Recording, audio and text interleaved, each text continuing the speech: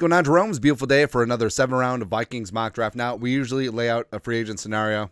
I don't know. Just say that Darnold is gone, Daniel Jones is back, Beasley's back, Byron Murphy Jr. leaves. They address the trenches, both offensive line and defensive line, and they signed DJ Reed and Rasul Douglas. So there you go. But either way, the Vikings have a ton of flexibility to be able to check a lot of boxes so they can go into the draft targeting BPA.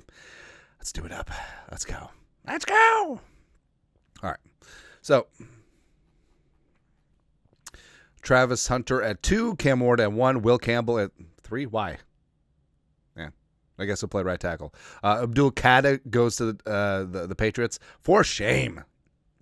For shame. Mason Graham, Shador falls to the Raiders. It's probably the best case for Las Vegas. Tet goes to the Jets. Ooh. Tet and Wilson. I kind of like that. Barron goes to Carolina. I was told that people were upset with Jahdae Barron at 24, but he goes 8. We'll see. Tyler Warren, Jimmy Graham goes to the Saints at 9. Genty to the Bears. No one to block for him, but, you know. Pierce. Even though Trey Smith got tagged, I'm just glad that the Bears aren't going to get him because they were so confident, man. LB3 to the Dolphins. Mike Green to the Colts. Ooh. I kind of like that because the undersized but huge production, the Dwight Freeney comps, sure. Will Johnson falls all the way to the Falcons. Wow. I don't see that happening, but that'd be wild. Grant Aguka, Hadi to the Seahawks. Walter Nolan to the Bucks, him and Cansey. It's really good. Starks to the Broncos. Derek Hammond goes to the Steelers. Basically the replacement for Cam Hayward. It's going to be good. Shamar Stewart, physical freak, goes to the Chargers. Calvin Banks goes to the Packers, bolstering their offensive line. Go from there. So, Vikings are on the clock. Jelon Walker is there. Zabel is there. Trey Amos is there. Scorton is there. Darius Alexander. A lot of players that we like and love certainly available. Also, Marion Hampton. So, I don't know. So, obviously, Jelon Walker should be in consideration, even though that is a position of strength for the Vikings at edge and off-ball linebacker. But it is a spot where if you're going true blue BPA, does that matter? Right? But also, there certainly are other needs out there. And Trey Amos is a lot of fun. And I don't think Ravel went. So, bottom line, it comes down to if the Vikings want to get going at cornerback, this certainly could make sense, taking Amos or Ravel. Ezra Thomas is in the mix. Porter, 2. Got a couple trade offers. The Ravens at 27. Ravens 27, Lions 28, Tennessee Titans at 35. Now, the Titans, a little bit short there. Ravens, Lions. I don't want to do business with Lions again. Screw them. All right, so we're going to do some business, potentially. Can we get the 2? Dropping 3 spots. Can we get the 3? All right. Can we get the 3 and a couple of late-round picks? Why the hell not? Offer, trade, enhance. Enhance. All right. All right. So we'll just take 2. It takes 2, baby. All right, so moving down 3 spots with the Ravens getting 91 as well in the 3rd round, as well as a couple of late-round picks. Good. All right, so basically the same board. They came up for Mikael Williams. Wouldn't be interested in him. Golden and Trey Amos goes. So now, I mean, Hampton is there chilling. It's a deep running back class. Scorton, I think, is underrated. Darius Alexander, I think, is going to be in the first-round conversation. But I kind of want Ravel. And I know that the ACL has a lot of question marks. But if he's good to go, and Kwesi loves a medical guy, I mean, Ravel probably would have been a top 10 selection, probably in the running for cornerback 2 in this class. So I think Ravel, given his length on the outside, and I think that you would have a day 1 set it and forget it starter. So Ravel, welcome on in. You are a Minnesota Viking. Also, East Carolina, go Pirates. Already looks good in purple and gold. There we go. So now we have a couple of 3rd-round picks, couple of 5th, and a 6th and a 7th. All right, so sitting here chilling. Ooh, Chuck Grant is there. Chuck Grant, Devin Neal, Harold Fannin, Deion Walker. Walker looked really stiff yesterday at the Combine. Tate Ratledge is there as well. Kobe, RJ Harvey. All right. Peoples has always been my guy. But that combine definitely cemented things. Got a couple more trade offers. Drop it down to 94 with the Browns, Kwesi. Can we get a fourth? Can we get a that? Can we get a 165? All right. Dropped out 3 spots, 165. All right, so Chuck Grant, Jason Taylor's kid Mason is there, Harold Fannin. Low key, this is a really good tight end class as well. And like we said, just imagine that we address the trenches and then just go from there. So Tate Ratledge, I think that Tate Ratledge would be a day one starter pretty easily. All right, so Ratledge can certainly be that dude. He's 6'6", 320, 3-year starter at Georgia at right guard, just an absolute tone setter. I think that he's the best of the 3 really solid Georgia interior linemen. Jared Wilson, who Jared Wilson is probably the only like true blue bona fide center. I know the Winters and Monheimer are there too, but I mean Ratledge, would you put him in the Jackson and Zabel and Booker conversation? Probably a little bit step below, but I love the physicality. I love the edge and chip that he plays with. There you go. So we have 94 and 97. I mean, I'm very intrigued about taking a tight end. And I understand that people will get upset about it. We can address defensive line a little bit later on. There's going to be some dudes there, trust me.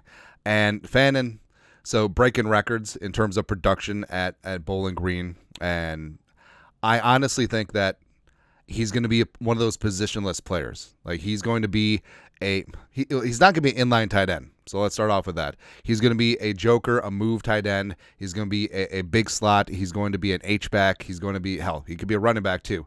I think that he is just an offensive weapon. And it's not an apples for apples comparison, but if you combine like Cordero with Debo, with Charles Clay, with like Josh Cribbs, I think you get Fannin. He's just so intriguing to me. And with Hawkinson contract getting edible after this season, TBD what happens with Oliver. Johnny Munt might be back, might not be. But Fannin is just he's such a unique weapon, and it would cause so many matchup problems for defenses that the Vikings come across. So not only do you have to account for Jefferson and Addison and Hawkinson and running back TBD, but Fannin, yeah, give me some of that. Come on. This is a fun draft. We are having fun. I've been told that reliably. All right, so back up again. Pick 140. Huzzy, Etienne, Quincy Riley, McCord, Kobe. Do we just take CJ West here? I mean, I might. All right. So Mullings is there. Jarquez Hunter. A lot of dudes that we usually like. Let's see. Tennessee wants to come up. It's going to cost you, Chief. No. We don't want it then. All right. So do I just take CJ West? I mean, CJ West had himself a nice combine day yesterday. I mean, it's certainly possible. And I like CJ West. I think that he could be at the top end of day 3 type conversation. And West played at Kent State, Indiana, 6'1", 316, 40 tackles, 2 sacks, 7 tackles for loss last year for the Hoosiers. And I think that he's going to be a defensive lineman that can also give you some juice, positional flexibility as well. Can play some pass rushing nose and also playing some 3-tech, some 5-tech, and some odd fronts. So give me some CJ West in the 5th round. Probably got him at 161, but don't care. We want to get our guy. So now, Jad Jordan ran a great 40 yesterday. Monagai is there. Denzel Burke, Monheim. Let's see there who's there for running back. And I know that we're waiting on running back, but it's a really good running back class, man. Yeah. So Monagai is there. Bushel Tootin is there. Jordan James, I think, is a little bit underrated. Ollie Gordon is also our guy. Let's check out who's the rest there for DI. I think that PFF updated their big board. Ooh, Ty Robinson, Cam Jackson, Thor Griffith, Havid, Joe Evans, Stackhouse. I think we're good to go there. All right, so now what do?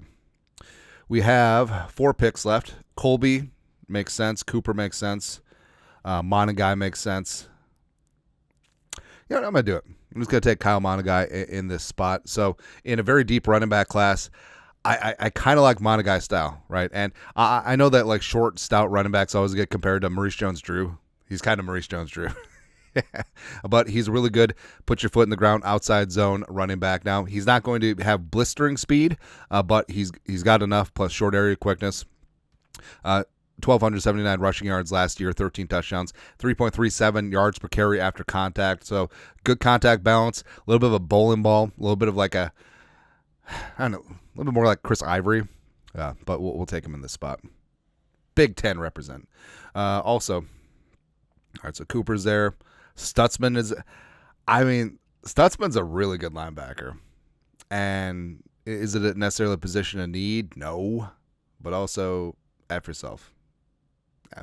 All right, so Danny Stutzman adding to the off-ball linebacker depth, which might be needed, especially since TBD what happens the rest of the way depth-wise there. Last two picks, I mean, do just take our guys. I mean, Cameron Jackson is just an absolute physical monster. I'm 6'6", 339, Senior Bowl stand-up, 37 pressures, 37 tackles, 16 pressures. 37 would have been nice. Two sacks as well. I think that Cameron, as well as Taki Tommy, can rotate in as a true blue nose. Welcome on in. And 1 7th-rounder left. Oh, but you didn't check the boxes in terms of offensive line. I don't care. No, it got fixed in open free agency. There you go. Marcus Ware, Cam Miller. Take another running back. I mean, it certainly could. Rocket Sanders, Donovan Edwards. You could probably get Edwards as a UDFA, so that's how we'll treat it. Interior offensive line, may as well take a glance. Clay Webb, formerly of Georgia. Marcus Ware is interesting. Do we just take him? Actually, screw it. All right, welcome in Marcus Ware, the pride of Montana State. Go Panthers. Wait, no, Bobcats. Wildcats? Some form of cat out there. Also, do you know that you can eat mountain lion? Apparently, according to Steve, it tastes like pulled pork, but you have to cook it all the way through. Otherwise, you get worms. Yeah. Anyways, the Vikings did some business here. Siobhan Revell. I don't care what anyone says. Siobhan Revell, as long as that knee checks out, I think that he should have been cornerback 2 in this class. I think that he's up there with Will Johnson. I think he's up there with Travis Hunter. So Revell coming in from East Carolina. Come on, baby. Tate Ratledge, a day 1 starter at guard. Brings a chip and brings some attitude, brings some ass. I love it. Fannin is going to be just an offensive weapon. I understand the Vikings have other needs, but get the best player. And Fannin, he's got to be schemed open, but I think as a tertiary option in this offense, he's going to be a lot of fun. I really think so. CJ West, as well as Cameron Jackson along the defensive line. I think West has a chance to be a monster. I think that he's an ascending talent.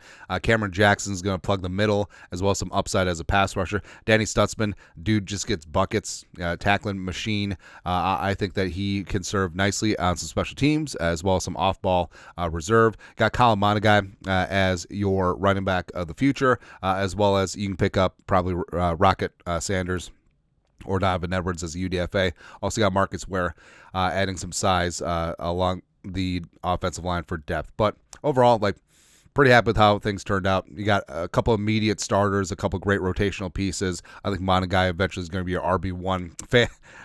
Fan is my favorite pick. I do not care. I do not care in the slightest. But that's it. Viking 7-round mock draft. You guys are the best you know what to do. Skol, production value.